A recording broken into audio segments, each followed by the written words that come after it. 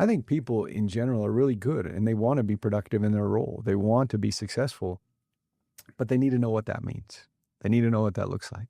So you gotta take the time to build it out and say, yeah, here's success in your role. Do this. Welcome to Built in Vegas, the podcast where we spotlight the stories, strategies, and resources behind the businesses that make Vegas thrive. Whether you're starting up or scaling up, you're in the right place. Brought to you by the Video Podcast Studio. Did you always know you wanted to get into entrepreneurship, or is this like just kind of fell into your lap one day? No, I didn't. I grew up, my dad was a railroader. When I say my dad's an engineer, people are like, oh, what kind? I'm like, the kind that drove the engine. Like, growing up, I didn't realize there were more than that. So I grew up with him kind of just saying to me, hey, always do your best for your employer. So that's kind of what I expected. I went to school to get an education so I could go to work for somebody else. And I did that. And I was in banking for, I don't know how many years. And I met a customer who, they were buying a business. They needed some money from the bank to be able to do it. And they talked to me about their exit that would happen a few years down the road. And as I started to understand what they were talking about, I realized, wait, time out. I don't have to service a business. I can actually own a business. And I could go do that myself. And that lit a fire in me. Like, wow, like, how do I do that? How do I go and do that? And I guess that fire had been there, but I had just gone through the track that I knew or that the people around me knew. And so that's what I followed until I was exposed to something different and said, oh, no, I like that. I want to try that out. And so that's what led me down the path of, okay, I'm in a good career, but is that really what I want? And, Yeah. And, is NTI the first business that you've ran? No. So because of that, I think that was in 2005. It was in 2005 that I was exposed to those guys. I started at that point thinking, all right, I got to find my way. And so I started looking at things that I was interested in. And one of those was cars. So I decided to start a car dealership. I had no idea what I was doing. Talked to a couple of guys who were in the industry, and I went through the process and I started a car dealership in Salt Lake City.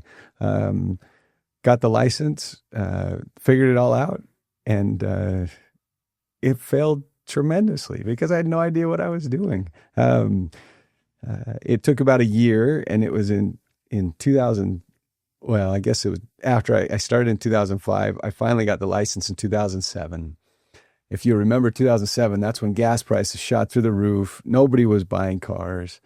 I didn't even know the processes with the state.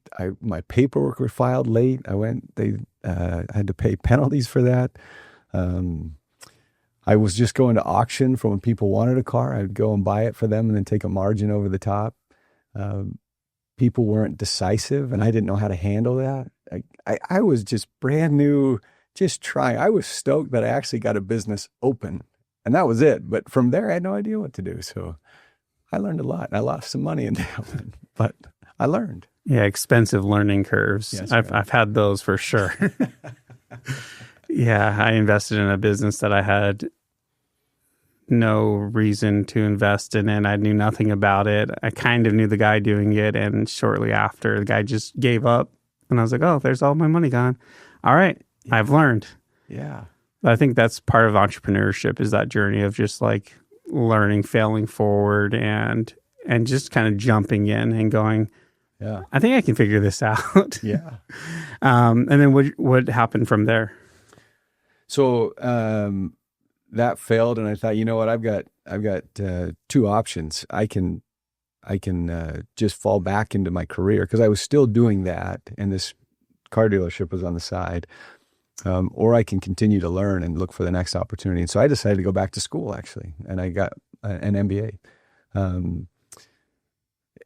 With the expectation of, I want to go to school to learn how to value businesses so I can learn how to buy one better, one that's already existing versus trying to bring it out of the ground. And so I did that. And what was interesting is one of my projects during my MBA was an Excel class where I built a particular spreadsheet that I would use in my current job in banking. Well, that spreadsheet got noticed internally at the bank, and eventually an iteration of that was adopted nationwide for the bank. That put me on a radar for some of the management people. They put me in a management training program and gave me the opportunity to open a new market. And so they moved me here to Las Vegas to open up a brand new market for the bank because of that spreadsheet. I guess that's what got me on the radar. I was producing well. I was a high performer for the bank anyway. And I looked at that opportunity and said, okay, I'm going to a brand new market.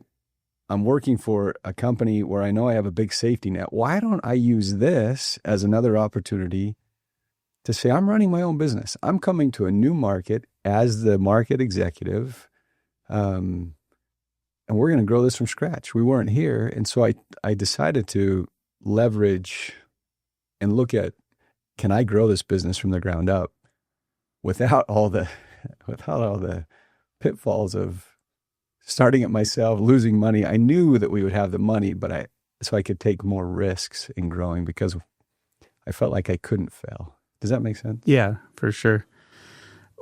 Going back to going to school and getting your MBA, how do you feel like that's pretty important for entrepreneurship? Like, do you feel like that schooling set you up for success and like taught you things that maybe you wouldn't have learned, or do you think that you don't need to go to school? I am all about educating and learning, right? And I would encourage everybody to continue lifelong learning, regardless of where you're at. So what I would say about my education is there's no question I was exposed to things that I had no idea about before, perspectives, experiences. I think my most valuable asset coming out of an MBA school is the network of people, those who were in my class with me that I got to know, that I continue to keep in touch with today as they're on their journeys as well. And so I think the key to success with entrepreneurship or really in life is having a great network of people around you to help support you as all of us need somebody to help us to see things the way we don't see them, different perspective. And so I would encourage everybody to continue to learn, and whether that's formal education, whether that's through reading books, whether that's reaching out and having mentorship, but you need to always be learning because none of us know everything about everything. So I loved my education. I would highly encourage people to get an MBA or to do something, but just always be learning.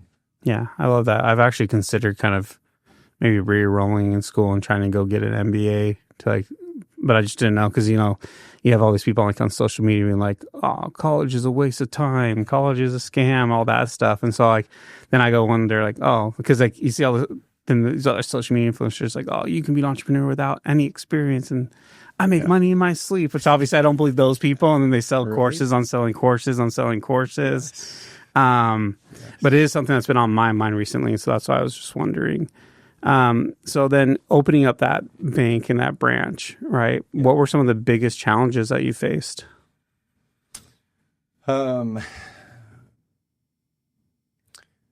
So going from being a producer and the perspective of somebody who has a skill and they say, okay, I want to go do my own business because I know how to do this, right? Well, yeah, you're probably really good at what you do. Now you got to go hire people and have them do the same thing. That was a challenge. I think I had a good idea of what I was looking for in people, but not everybody does it the same way. And so to try and manage to expectations and try to get people to do things the way that the bank wanted us to do them, that was kind of a challenge. Coming to a new market where nobody knew who we were, and to figure out marketing, like that, going back to that car dealership, I'll never forget one of the greatest lessons I've learned in business. We got our website up, right? The website was live, and I remember being so excited I could type in www. Right? And there it was. And then it hit me like a ton of bricks, and nobody knows about it. Nobody even knows it's here. How am I supposed to get this out to the masses? I had zero idea. I had a business undergrad. I'd taken classes, didn't translate in my head until like reality hit, like, nobody knows it's here. And so, with the bank, realizing, okay, from a marketing perspective, how do we get our name out there? How do people begin to understand and know who we are? And so it was figuring out who our target market was, and then grinding to get people to understand we're here and we're here to help. And this is how we want to be with it. Here's what we provide and here's how we want to help you. So. Yeah, I think so many entrepreneurs have like that mindset of like, if we build it, they'll come. Yeah. Right. Yeah. I think about that sometimes in here too, especially like on slow weeks. It's just me in here. And I'm like, man, we have such a cool facility, but nobody knows and nobody's here. And like, we have to do such a better job about marketing. And then my website, I like took forever to build it because I was like, nobody's going to find it. Nobody's going to look at it. But then people were finding it because like organically, like looking for studios in town. Yeah. And I was like so embarrassed. I was like, this site's so bad. So I just barely redid it. It's still like more of a placeholder. It's not done, but it looks so much better. And it kind of, it's a little bit better. Yeah. But I think marketing is just, I mean, it's probably, it's kind of part of the lifeline of the business, right? Like it's such an important part because if you aren't out there, and there's so many parts to marketing, so many, you have all these people online, they're like, oh, just post. It's like, okay, well, it's not just about posting. That's one aspect of it. Then you have to physically go out and meet people, right? So whether that's at chambers or networking groups, whether that's finding out, okay, who is my clientele? And then where do they hang out? And how do I go befriend them, right? And build relationships and not just try to sell them. Yeah. Although by the end of the day, that's kind of the goal, is to get clients, especially in the beginning. Yes. What were some, like, I guess, things that you learned about marketing to help grow the bank? That it's all about relationships. And, there's transactional things in business, right? Whatever product it is you sell, whatever services you sell, there's a transaction involved, but it's all about, solving an issue for the customer, whatever that may be.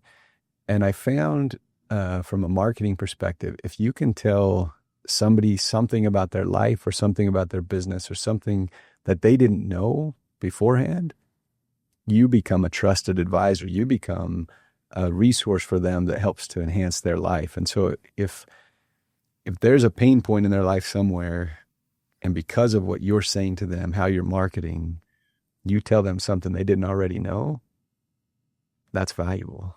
That's valuable. And now they want to come back to you again because they're saying, well, you told me something I didn't know before. What else can you provide to me that is valuable for what I'm trying, whether it's a business, whether it's an individual. That's a principle that I've hung on to.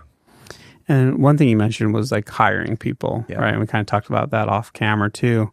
But, what were some of the mistakes maybe you made early on when it came to hiring? Mm. And how do you make sure you hire right now? Mm. Yeah, some of the mistakes we made were hiring people that we knew because we were comfortable with them versus understanding that the skill set is what we need. We default to our network. That's what we do, right? We start looking, just like I was saying about trusting individuals or trusting, I lean on people that I can trust, or I think I can trust, to come in and to help.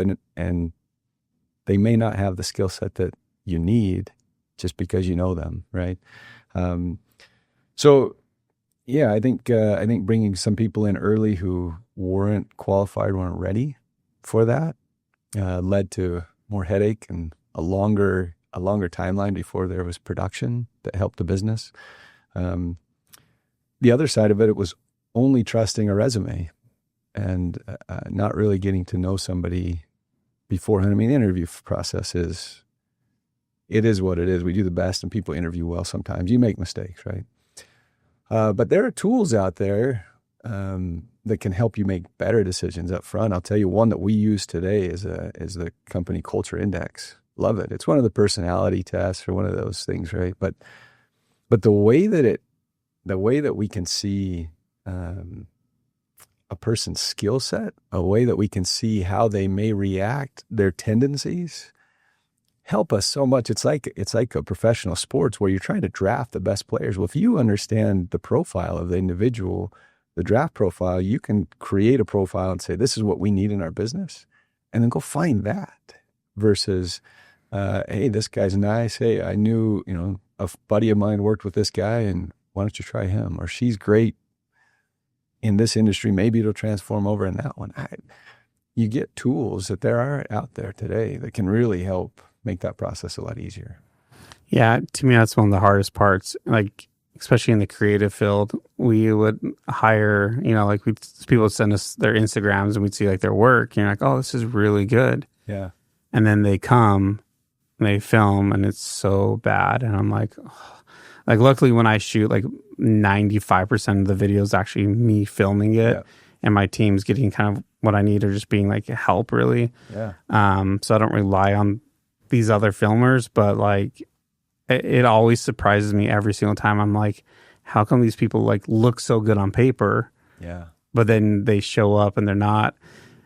And then one time, so I hired, in my early days, I hired a bunch from Craigslist. Okay. And I actually had really good results. Like, I met some really cool people. Yeah. One still works with me to this day. One I know to this day for like 14 years now. But one time, like, we needed an assistant, and I hired from Craigslist. And I told the guy, hey, it's a wedding, so dress like, wedding attire, so dress up like business casual at least, right? Sure. And this guy shows up. I'm just imagining in my mind. In fishnets. Like, no joke, no undershirt, just like this fishnet shirt. Yeah. And I'm just like mortified because it's at a church too, right? It was at like a Lutheran church. And like the guy's walking in, I'm like, who is this guy? Because I didn't even know what the person looked like. And he came up to me, hey, Trevor. And I was just like mortified. I was like, dude, I'll pay you for the day, but you have to leave. Like, I'll carry all my stuff today. Like, and the bride saw the dude, and I was like, I am so sorry. I'm like, and so then that taught me I had to be a lot more clear about like, well, I can't just say like wedding attire. Like, I have to be a lot more specific about what I expect people to show up looking like and stuff. Yes. That was wild. That was actually like, I think my only real bad experience hiring from Craigslist. And I haven't done that for such a long time. Now I go, like, if I'm looking for creatives, I go on like Facebook groups and find creatives to come help. Okay. And then slowly test them on like small things and see if I like them, or I try to interview them first and see if we vibe well. Yes. Because for us, a lot of it's personality as well. Like, especially in the studio, I feel like we can teach a lot of the skill set for the most part in here. We just need someone to make people feel comfortable when they come in, because people are scared, or their guest is scared because they've never done this. We work with so many people that are brand new to creating content in general for their business, let alone like podcasting. And so like our main priority is like making you feel comfortable when you come in. And then, like I said, like the rest of it, like we can teach. Like I don't think there's much skill behind the computer, like no offense, but like you're just pushing buttons really at the end of the day. Like there's still a skill set in the editing and the finals and making sure everything looks good and is right, because we've had people that mess that up. Well, and you think about it, Trevin, you're the subject matter expert. You know what you're trying to grow. It's all in your head as an entrepreneur. It's in your head, and you've got this vision, at least an idea of where you're trying to go, right? And then to get other people who are not invested like you, who you're on a limited budget when you're starting out, and you're trying to bring in people to get them to see the same thing and to be as invested in it and go in the same direction as you. And it doesn't always translate. Most of the time it doesn't. It's a challenge. I think it's hard to get people to buy into the vision, right? Especially when they have no ownership. Yeah. And that is one thing I had to learn, is like, people don't care like I do. Like, they're just showing up. It's a job, right? Now, some of them care a little bit more, or at least act like they do. But along those lines, how have you been able to get people to buy into the vision of the bank or NTI, along your journey? Yeah. Well, and maybe what I can do is talk about how it went from the bank to NTI. That's not a traditional track to go from C-suite, call it corner office. I worked hard, and we grew the business really, really well. To take Las Vegas and compare it against national markets for a bank, this isn't a big market, but we were able to compete against some of the biggest markets in the country. We did really well as a team, and so that was great. But I was always looking for something more, right? And I kept my head down for 5 solid years. I came into this market and said, I'm not looking up. I'm not going to look for other opportunities. I'm going to grow this out for 5 years, and then we'll see what happens. At the end of 5 years, there were some personal things in my life that got difficult. That kind of delayed that for a couple of years as I navigated that track, right? And that's normal. That's what happens. And so it was a couple more years before I kind of said, okay, am I ready? And it was cool to see that when my head popped up in the right way, that opportunities presented themselves. Not looking. I mean, I was looking, but our common friend Chris, talking with him, he's saying, "Hey, I can't find people to hire. I'm going to go and buy a school, but I don't have anybody to run it." Like, well, I know a guy in education. Again, going back to our networks, I know a guy in education who he might be willing to come and do it. So I set up a lunch. We went to lunch. They're talking about the school. They're hitting it off. And I'm like, time out. I need to do this with you guys. Like this is it. This is what I've been looking for. This checks all the boxes for what I'm looking for. And they were willing to do it together. So the two of them started right away. And a year later, I joined. I set myself up over the next year to be able to walk away from a C-suite job to go into a small, near startup situation. And kudos to my wife, who was willing to go along with me and say, all right, I'll support you in this, man, but make it work, because we're all going to sacrifice for a while, taking a pay cut and all sorts of stuff to just go after my dream. You have to have a great network around there to support you in it. I think having that strong support system in the house is huge. Like, if you don't have that support from your spouse, I don't know how you do it. Same thing, like opening the studio, right? Like, we lived a pretty comfy life. Yeah.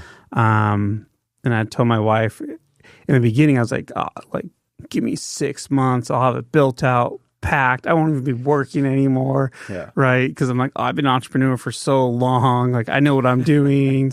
Yes. And then 6 months came by. I'm like, we have half a room done. And I'm like, oh my gosh. Luckily since month one, we've never, this has always covered enough to pay the bills. Okay. And a little bit left over. Yeah.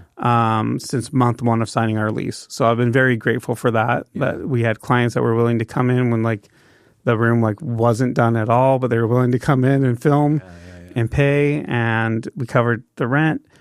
But then, 6 months, and I looked at my wife, I was like, all right, give me 2-ish years. I was so wrong. And, same thing, we're taking a pay cut. We're making less than we made before. My bills are much higher than they were before with paying team and paying for rent and buying everything, because no loans, everything's just self-funded. And that's what we did. We took a little bit of the money, or that pretty much all the money, whatever came in, we pay our bills, pay our team, took that and went, okay, cool. We have $4,000 left over. Let's go buy $4,000 worth of equipment for the next room. That's right. All right. Next month. Okay. This is left over. Let's go buy more. We need more. And then we're finally at the point where we really don't have to buy any more, which is nice. Yeah. Yeah. Now it's just, okay, now we have to work on our marketing, our sales, our customer relationships, building a process, because, we're starting from scratch. And my wife has been incredibly patient, incredibly helpful, incredibly understanding. And if I didn't have her support in it, I would have had to given up or something. Oh. Can you imagine if she's saying, Trevin, this is not going to work. Go do what you were doing before. That pressure, as much as you want to make this succeed, you also want to take care of your home. You want to make sure everything's okay, your spouse and other. Incredible pressure if you don't have that support at home. Yeah. And it's scary taking that leap of faith, right? Yes. It's scary going from, whatever you were making before, taking that pay cut and be like, I think this will pay off. I hope so. Yeah. Especially in that startup phase. Because when you guys took over the school, wasn't it only 78 students a year? Tiny. Yeah. It had been around for about 13 years at that point. And, graduated 78 students, something like that. Was their best year ever, which was the year we bought it, right? That year after. fast forward from 2018 to now, we graduated over 2,000 students last year. So incredible growth, right? A lot of fun, but it was nothing at that point. Tiny little one room, one lab, couple of employees, and trying to grow it. And there's a lot you learn along the way with those kind of things. What do you feel like is one of the biggest things you learned growing that school?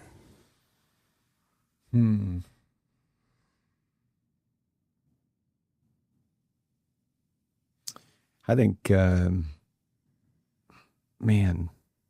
there's so many lessons along the way, and we're not done. I think that's one of the biggest things is when you think you got something figured out, just wait a second and it's going to change, right?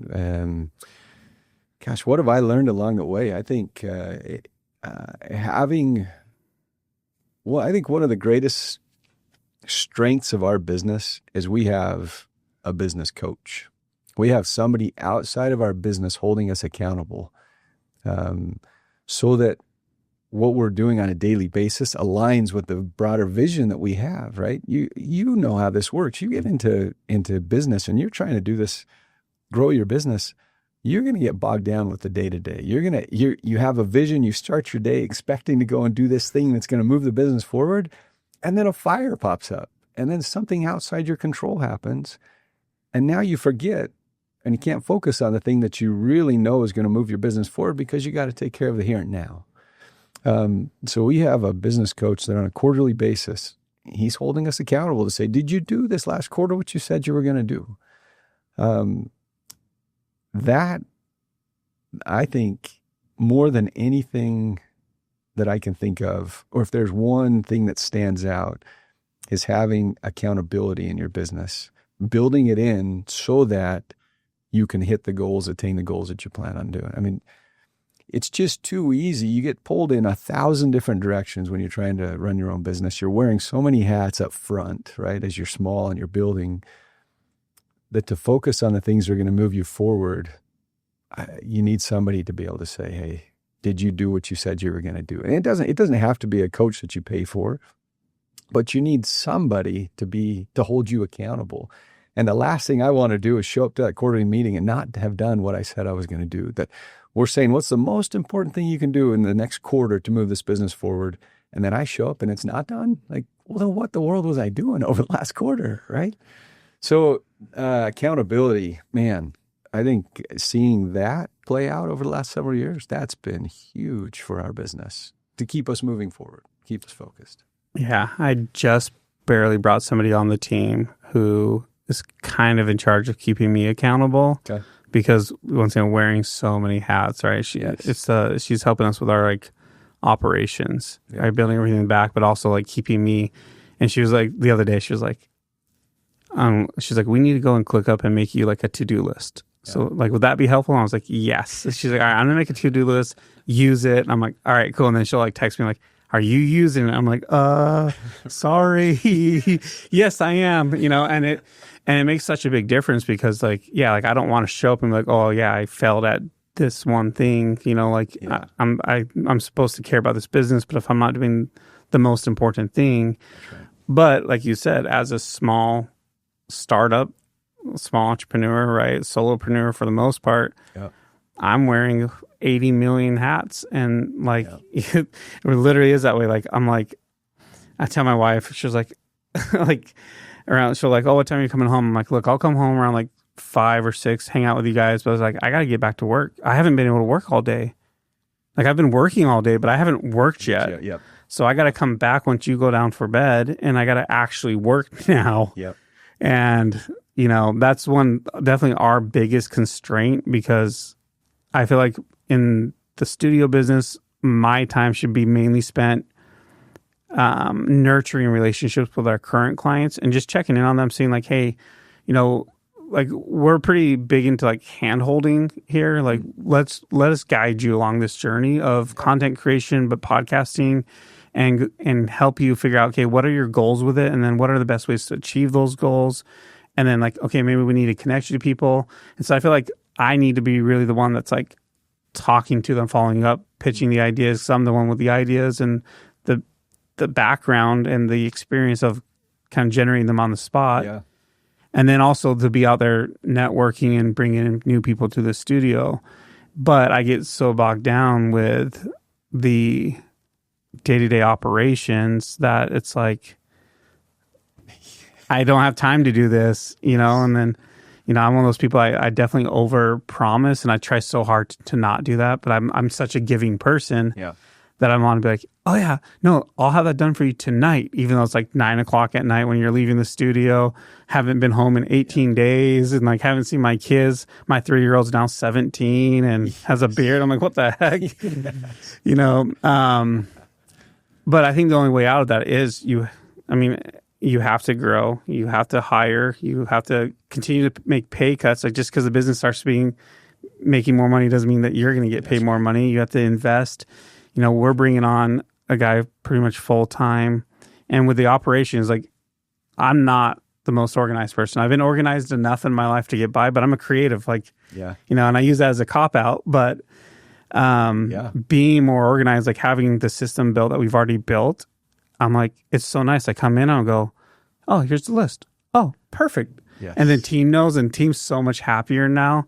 Yes. So I think that's one of the biggest things I've learned is like organization, right? Like, we both, grew up in the church, and we have these guidelines that we follow, right? And a lot of people think that like guidelines, or even like being a parent, right? You have all these rules and guidelines for your kids, and they feel like it restricts their freedom. But if you didn't give them those guidelines, they'd be lost and they'd be way less happy. Yeah. Right? We need these guidelines and this direction and this leadership to be successful. So the team's been way happier because they can look at what they need to do. Yeah. And they don't feel lost, and they know how to do things the right way.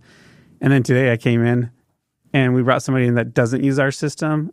And like literally I came in for the first hour of the day, I had to like refix everything. And I was like, oh my gosh, they're not using the system. Yes. Everything's out of order now. Yes. Where's this file? I have to go through everything. And I was like, it's crazy because we just implemented this like a week and a half ago. And I'm like, the difference it makes from being organized to not is a huge thing. Yes. How do you we'll kind of go back to like people. Yeah.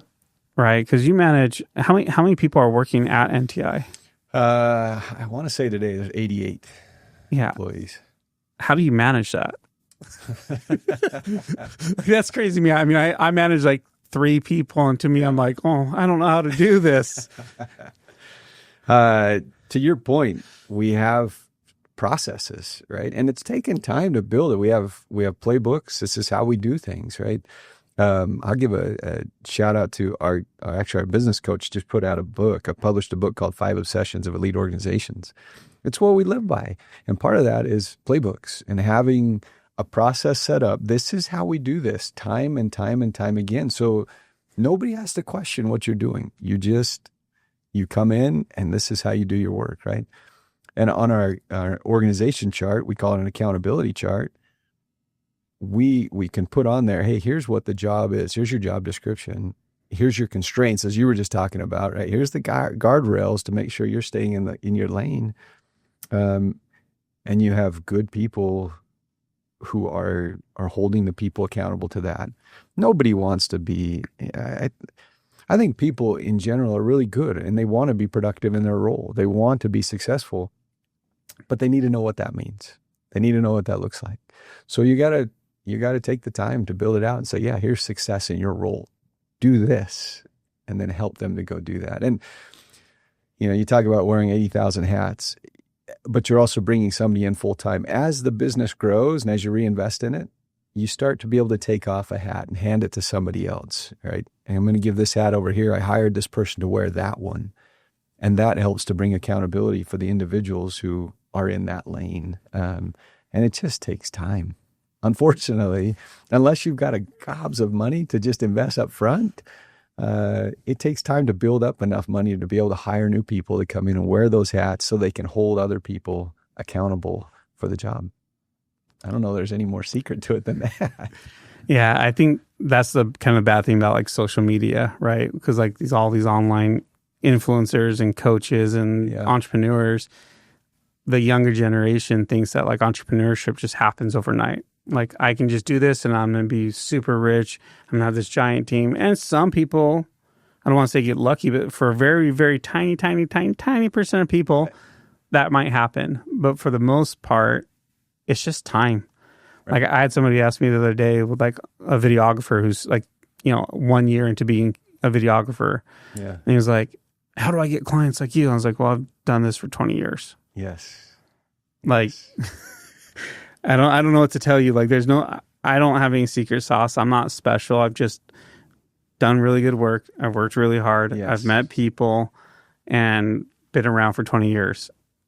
But if you keep changing what you do, then you never put enough time into it, right? Like, I feel like young entrepreneurs, especially myself included, we constantly see an idea and we're like, oh, I can make money here. I could build a business here.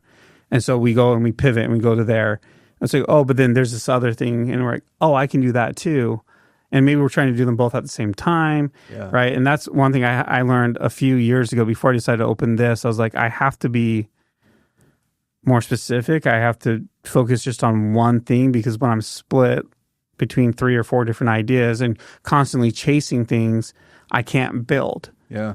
And that's one thing I actually learned with Chris too, was when I was talking to him, I was trying to build a different business. And then I woke up and realized after like 8 months of like, I was like, I'll be miserable. Like, it'll make money, but I'll be miserable running this. Yeah. And then that's what led me to here. But it was like, okay, like, I have to be focused. And like I was telling you, like, right now, I know the studio isn't where it could be. I know we have a long way to go. We're 2 years into this. Okay. But I know it's not where it could be because I'm not all in. But I'm not all in because I have to still make money. Yeah. And so I have my 9 to 5, which is a different business. Yeah. So it's not really a 9 to 5 either. Yeah. And I can't dedicate literally everything to this because I have to keep those clients happy, do that work, because that's what feeds my family. That's what makes me be able to pay for hockey and all that trips. Yeah. It's what, I mean, this is self-sufficient. It's what keeps the lights on here, but really this is self-sufficient at this point. So yeah, I think that's a hard thing to learn in the beginning, that you have to just focus and you have to stay consistent. Like, you have to just work at it, right? Like with you in the bank, you put 5 years into growing it. Yeah. Now here at NTI, you've been here since 2018. Yeah, 19. So I've been doing it for 6 years now. Yeah. Yeah. And I'll tell you what, just as you were talking there, it kind of brought to mind a lot of entrepreneurs. Let's say especially young ones today, let's say they look at somebody like a Mr. Beast, or they look at, these successful, I don't know, Grant Cardone, or these others who are great at social media. But behind the scenes, they have 100 people that are doing a ton of things. And I'll tell you some context of why I say this. You don't realize what's going on behind the scenes, right? To help make it look so sharp and clean. And even though it looks simple, I'm holding an iPhone and I'm walking around talking and I got 100 million views. There's so much more behind the scenes than what people realize. That finished product looks great. It may look raw, but it's great on purpose. When I left banking to come into this world, here I come from an organization that's hundreds of billions of dollars, right? Hundreds of billions of dollars. And I show up to this tiny business, and you take for granted. I'm used to seeing this finished, polished product that it's easy to push out. And so, first week on the job, I'm like, well, what about, where's this process? Hey, where's the system that does this? Like, just taking for granted that that's just what you do. And it's like, you just realize, no, somebody has to build that. Somebody has to take the time to do that. It was such an eye-opening experience for me to say, oh, business is not easy. You have so much that's going on behind the scene that when you see a product, you see a service, you see something that's well-oiled, it's on purpose.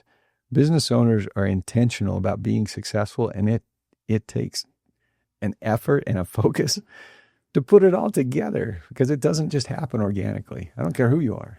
Yeah, no, that's been the hardest part for us, is like, once again, like, I've never worked in an actual business really.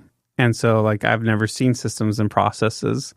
And so, but going into this, I knew we have to have those. Yeah. but I don't know what that looks like. Yeah. How do you build it? Like everything's just in my head, like I know what should be done. Yes. And so, we tried doing it on our own and like meeting with the teams, like write down stuff. But then once again, I'm not organized, so I don't implement the things, but I don't know how to go into like ClickUp or Monday and set all that up. Like I've tried so many times and I pull it up and I'm like, I don't have time to learn this. Yeah. Right. So that's why then I looked at it instead of like paying ourselves or whatever, like let's hire somebody who can build that out because it's so important. And, that was our goal like about 8 months ago, was to focus on that. Let's spend 6 months building systems, operations. So that way this place, everybody knows what to do on almost every circumstance. With me not here, I can look and see what's going on. Everyone can look and see what's going on. They can see what they're supposed to be doing.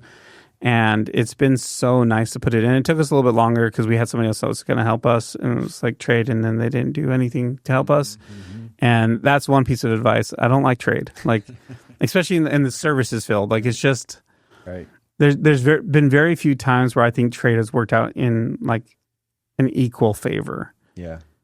And like I think there's some circumstances, like I've done one recently with a med spa, and that worked out great. My wife wanted to get a few things done. I was like, I'm not paying for this.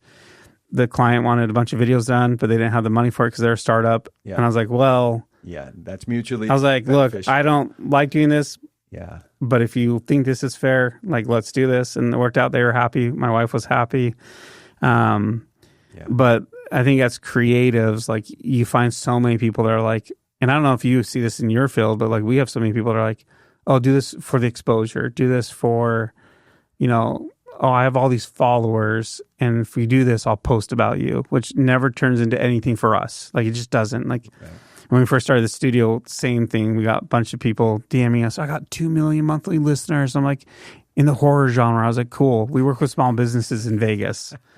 Like, what does that do for me? Like, it's not the right audience. It's not the right.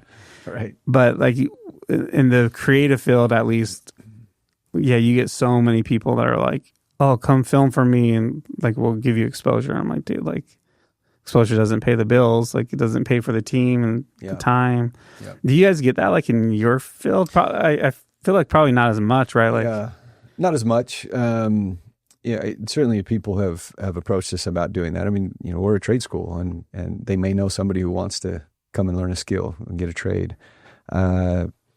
And so there's been asked for it, but I'll be the first to tell you I don't understand marketing. I mean, I'm light years ahead of where I was 6 years ago.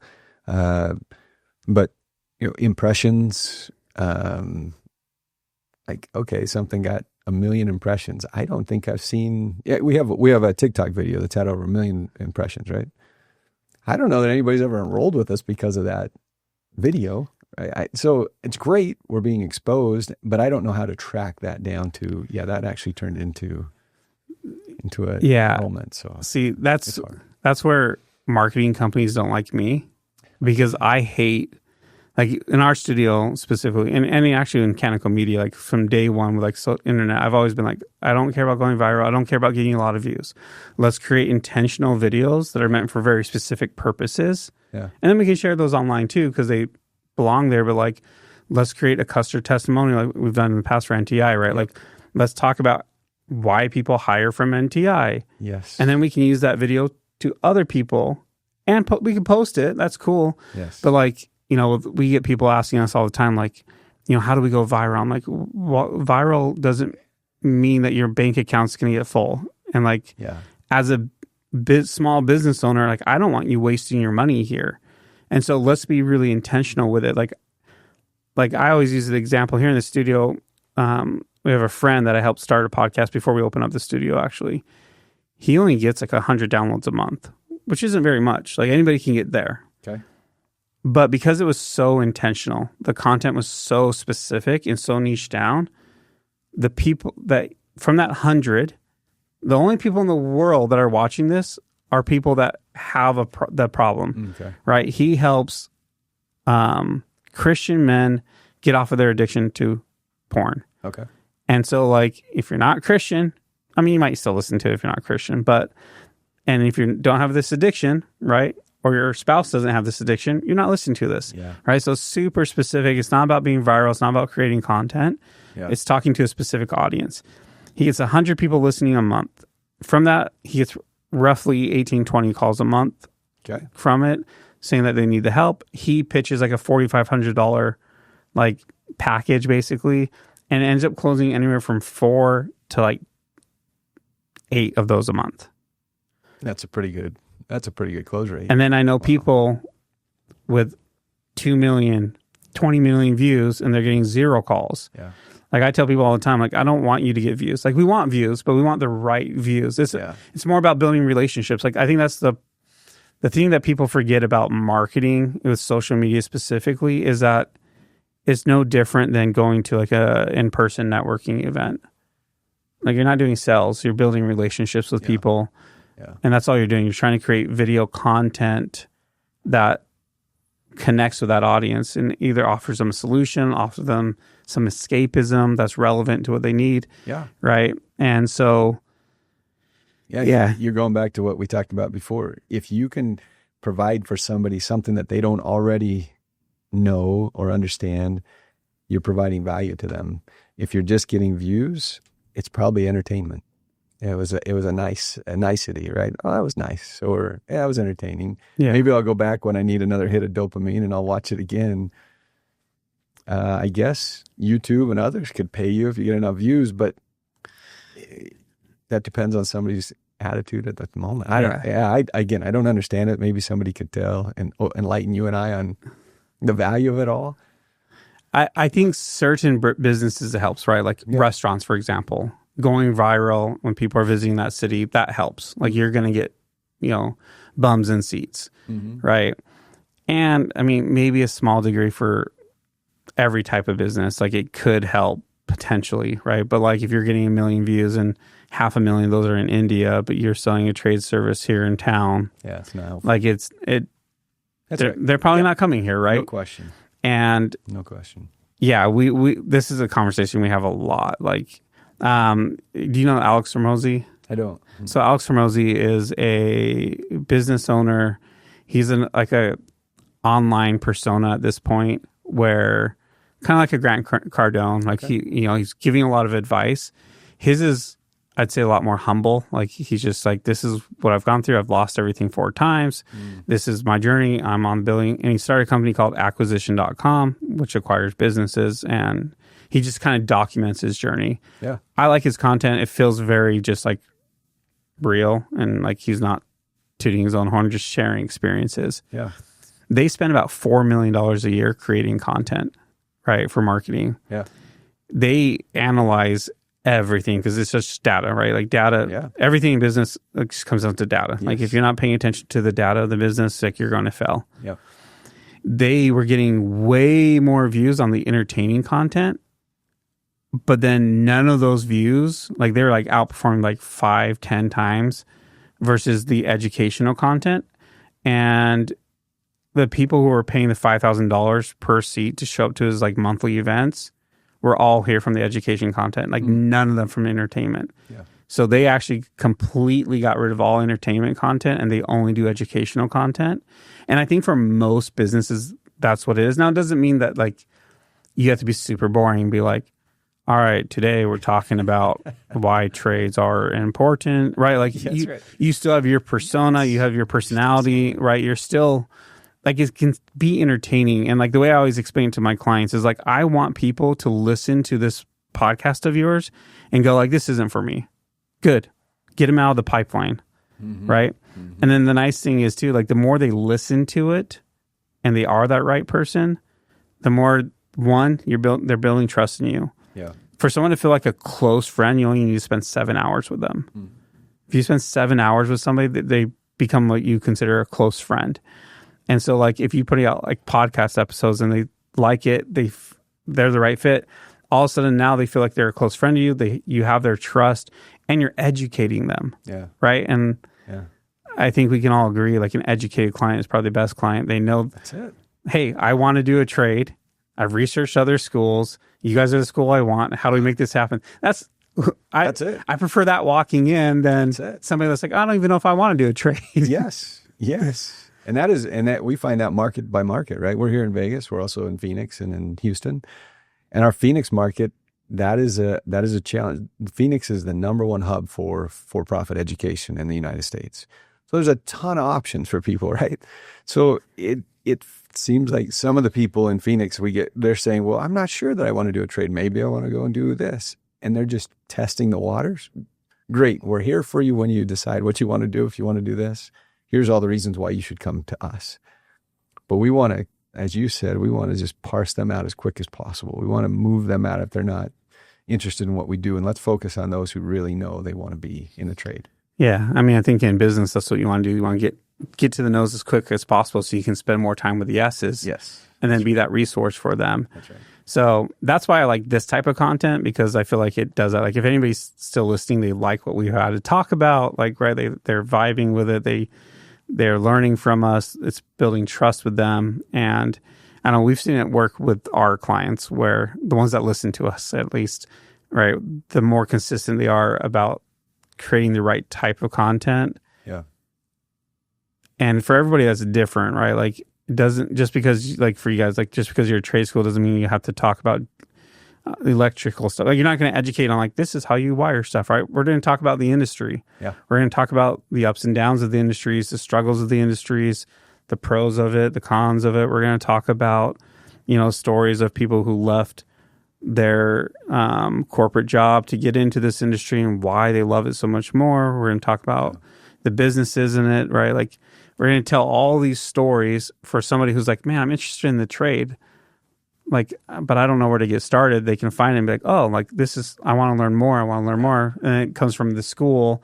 Let me look up the school, right? Like, and so, yeah, that's what we try to get our clients to do and understand, right? Because some of them get it. Some of them are like, I just want to talk about wild stuff. And I'm like, cool, then you'll get views.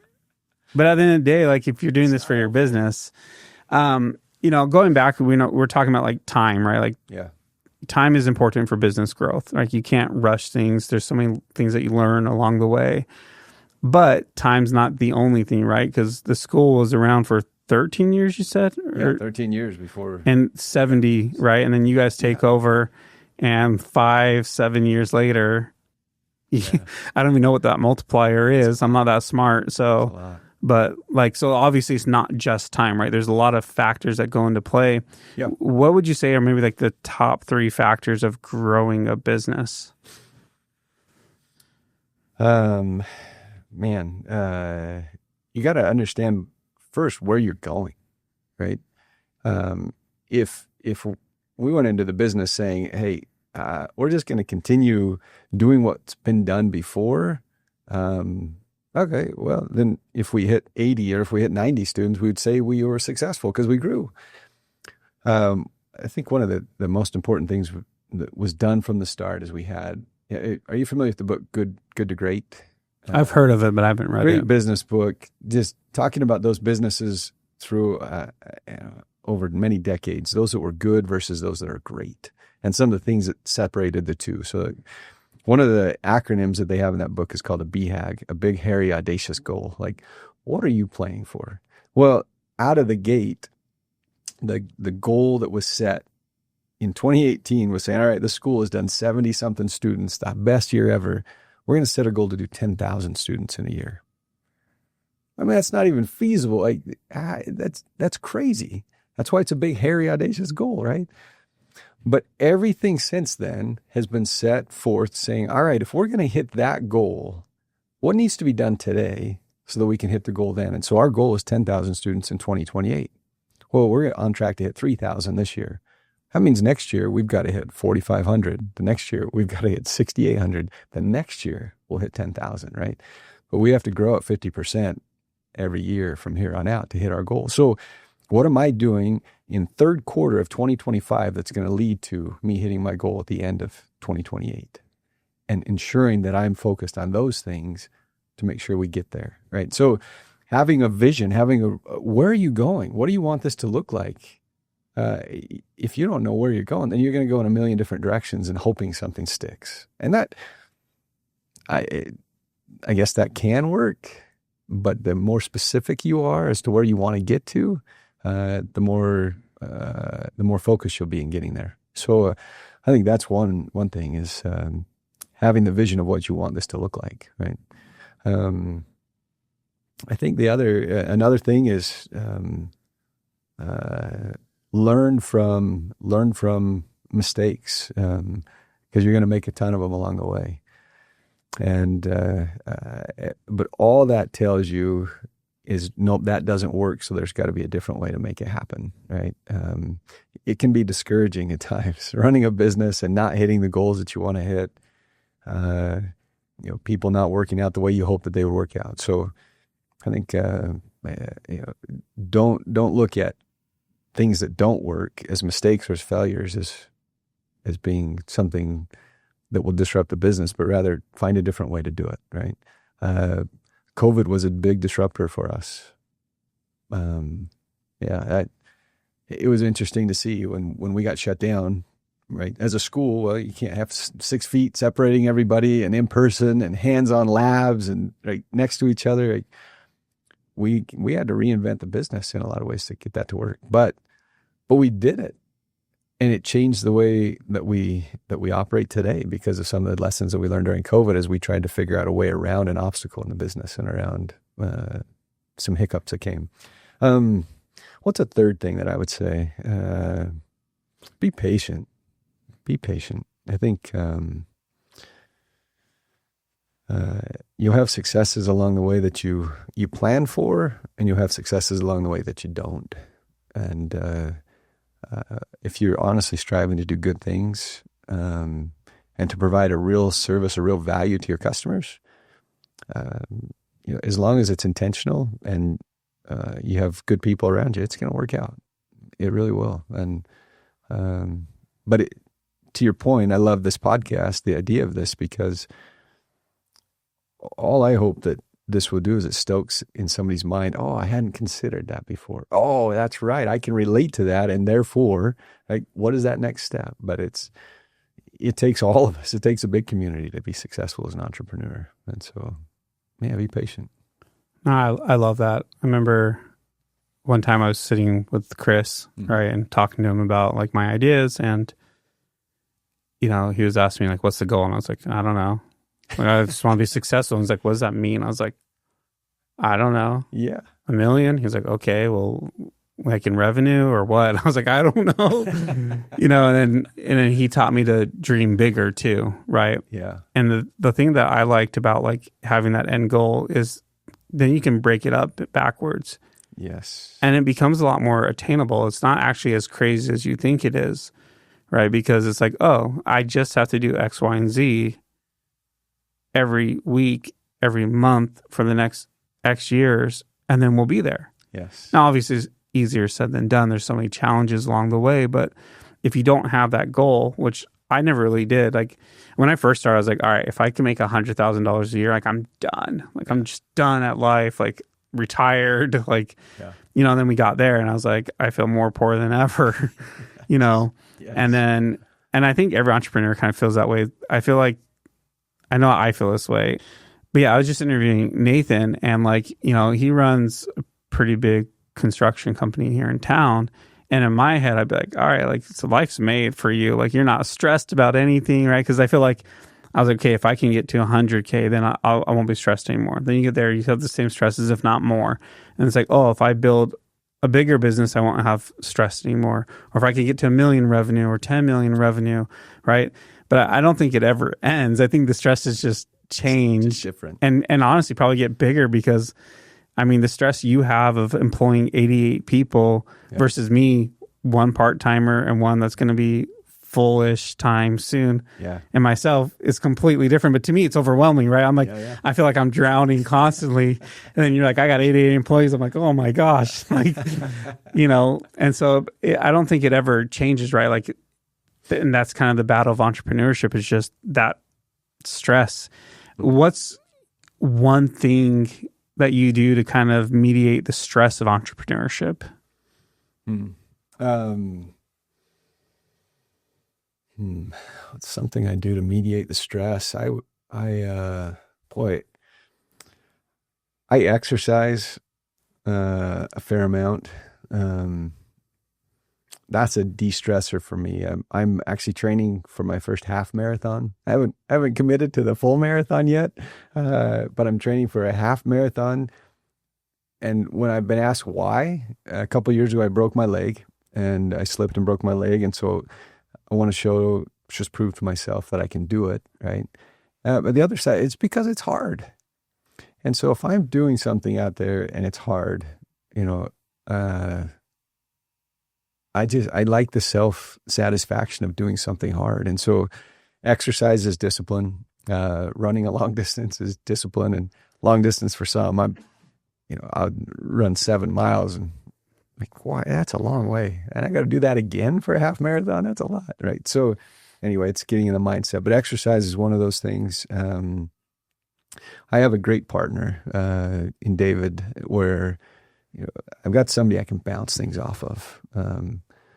And we see things very differently, which makes, I think, our partnership work really well. We approach problems from a different perspective, and it's that whole yin and yang where, or we talk about he's the gas, I'm the brake, right? He's saying, let's go do this. I'm saying, if we do, this could happen, right? It's a good partnership. So that's helpful on de-stressors, just having somebody to rely on. My wife, again, she's another one where we chat, just talk all the time about what's really going on. And that helps to talk through and realize things aren't as difficult as I think they may be.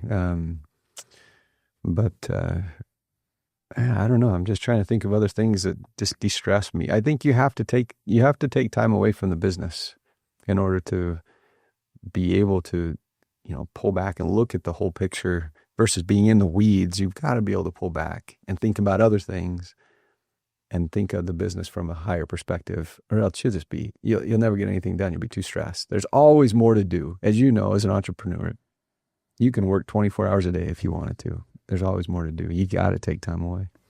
Yeah, that's definitely been probably, I don't want to say my mistake over the past 2 years, but because I feel like a lot of it has had to be done. And so I'm just working 18 hours a day, 19 hours a day. Yeah.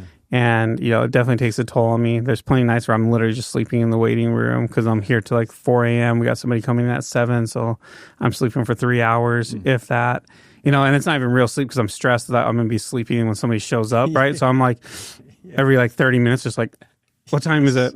Yeah. It's so stressful. Yeah. And, my wife's been very patient and kind about all of it. But I've been trying to be more purposeful with my time. Yeah. And realize it can get done tomorrow. Yeah. Right. And look, if we lose a client over one day because I have to go home and see my family and get away from the business, then we lose that client. Hopefully they don't leave us because of that, Well, but is that the kind of client you want? Yeah. Is it really transactional, or do you want a relationship? Right? Exactly. And within reason, right? We don't want to be all right, see you later. I'll get it to you in 3 months from now. See ya. Right. But I think it's easy as an entrepreneur to get caught up in okay, well, let me just stay another hour. And then especially if you have a wife, if you have kids, you are just not having that time with them. And I mean, the only reason why I'm doing this, I think at the end of the day, for me, I don't even care about building a business. I just want to provide my kids and my wife every opportunity and give them everything they want. And I know I have to have a business to do that. And I want to be able to be there. I want to be at every hockey game, every hockey practice, everything. And so if I'm missing everything building this, then to me, it's why am I doing this then? I'd rather live my life and spend it with them because I don't really care about the business as much as I care about my family, right? And so I've tried recently to kind of realize, okay, you know what? I don't need to go back to the office. Let me just sleep. Yeah. I need sleep to function better. Yes. So let me just sleep and I'll deal with this tomorrow. I don't have to go back right now. It's midnight. I don't need to go into work at midnight. Yes. And that's been helpful. And then in this past weekend in Denver, I had a decent amount of downtime, but I was I'm not going to open any emails. I was I'm barely going to look at my phone, which it helped that I had horrible service. Yeah.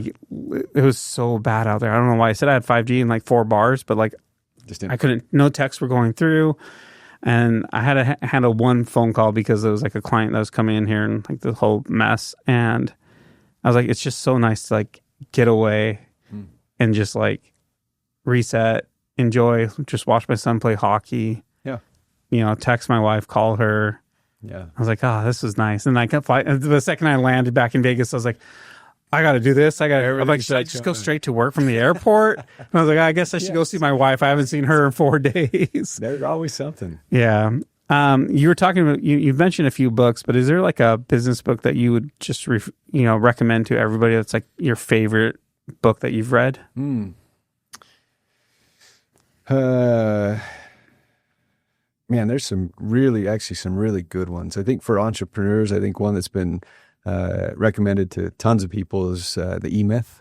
That's a great book to give context to that entrepreneur of who's got a good idea, but they're running their business. They're in it instead of running it, right? And so that's one I would recommend is The E-Myth. I think the one that Michael just put out, The 5 Obsessions of Elite Organizations. Great framework. If you want to be successful in business, you really do need to incorporate all of the things that he talks about in there. So that's been a great one. There's another, maybe a third one that I would share is Extraordinary Transformation. It's about a university in High Point, North Carolina, that just talks about how the mindset of an individual going in and taking something that is not running very well and turning it into a super good organization, a great university today.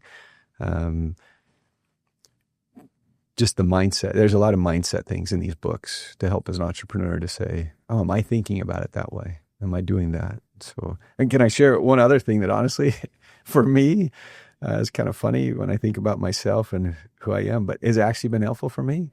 I will turn on, have you ever gone onto YouTube or to Spotify or whatever one you use, and get these pump up motivational, like one after another, these guys just going at you, don't quit, get at it, you didn't come this far to come this far, all, like that hype.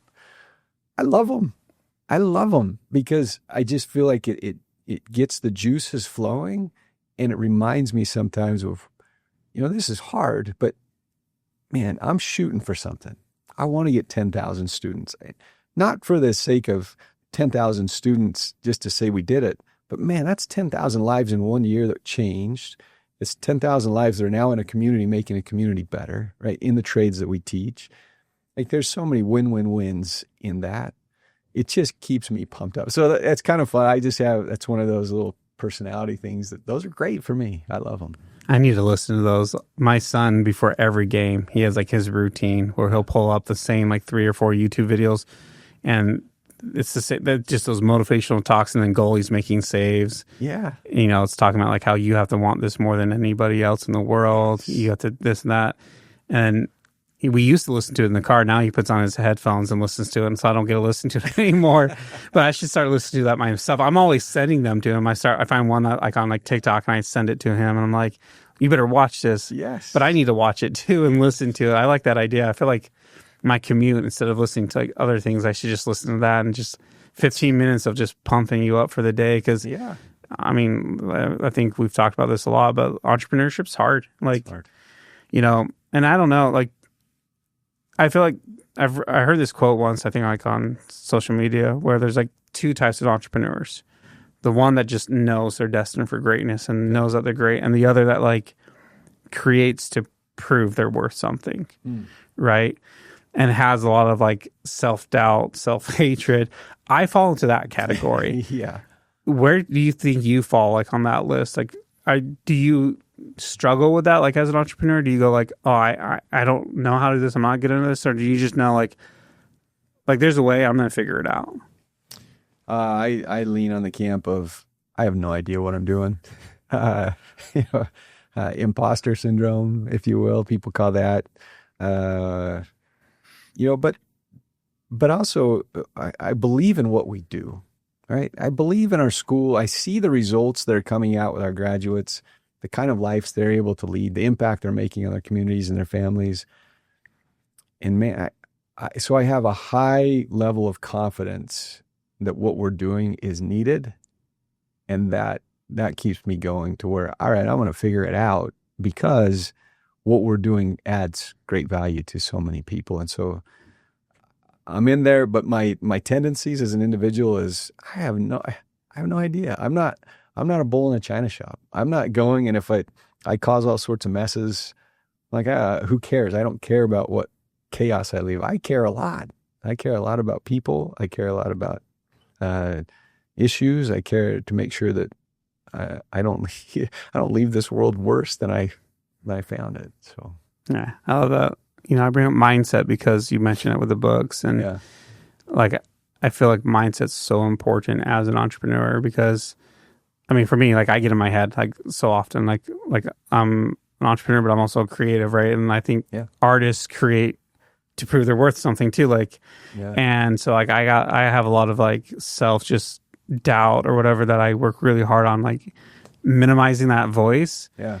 And I have to sit there sometimes, remind myself, like, look what you have done, look what you're doing. Like, yeah, you don't know the answers, but you can get there, you'll figure it out. Yeah. And, I think if you let those negative thoughts sink in too much, then it kind of paralyzes you and you're not doing anything, and then you are going to fail, right? Like, you just have to figure out how to keep moving forward, and deal with those emotions and deal with the stresses of entrepreneurship, Yeah.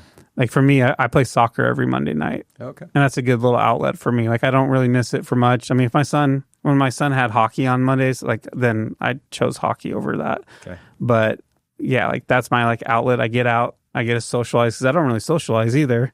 Like, I just work all day. I mean, I socialize with clients, but that's more like, smiling and trying to help them. Yeah. And then I'm socializing with employees, but that's the same thing. Just like, hey, I'm not breaking down inside. I'm leading you guys. I'm a leader. And so like soccer's my like escapism of like, okay, like I get to exercise a little bit, joke around with guys, make fun of each other. And then I need to get back in the gym. Like I do feel like most entrepreneurs that I know that are pretty successful, they all work out. I think there's correlation to that. I think because it's doing something hard, you're pushing yourself, right? And whether you're starting your day off with that or you're ending your day off with that, I think you're proving to yourself that you can do hard things. And it's like, okay, well, if I was able to get through that last rep, if I was able to get through that last mile, I can figure this out, right? And I think that's something holding me back right now, because I'm just like, if I can get through that last bag of candy, I probably can't figure things out, right. So I have to work on my discipline and get back into the gym and be more active in that way. Because once again, like almost all the people I look up to, like, I'm not saying everyone's like ripped, but like they go to the gym, they do hard things, and it's just kind of proving to yourself that you're capable of it. Yeah. So last thing, giving kind of like just the last piece of advice to any entrepreneurs out there. So I'm coming from corporate America, Fortune 10 companies, right? You're the big, and coming into super small, do it. Like, I love that I made the jump. I don't ever want to go back. This has been so hard. It's been much harder than I thought. I've lost more sleep doing this than I ever did working for somebody else. But it is satisfying when you have an idea, you have a vision, and you start to achieve that, and you see it come to fruition. Man, that's motivating. That's winning. That's what makes me want to do it again. Like, we hit these thresholds, and I just want to do it again. And it gets harder and harder to keep replicating what we've done before, and then to increase it. But I'm motivated to do it because I know that it's making the world a better place, right? And that's my self-satisfaction. That's my win as an entrepreneur, is making a bigger difference in the world. I don't care to retire on a beach. I don't care. That's not motivating to me.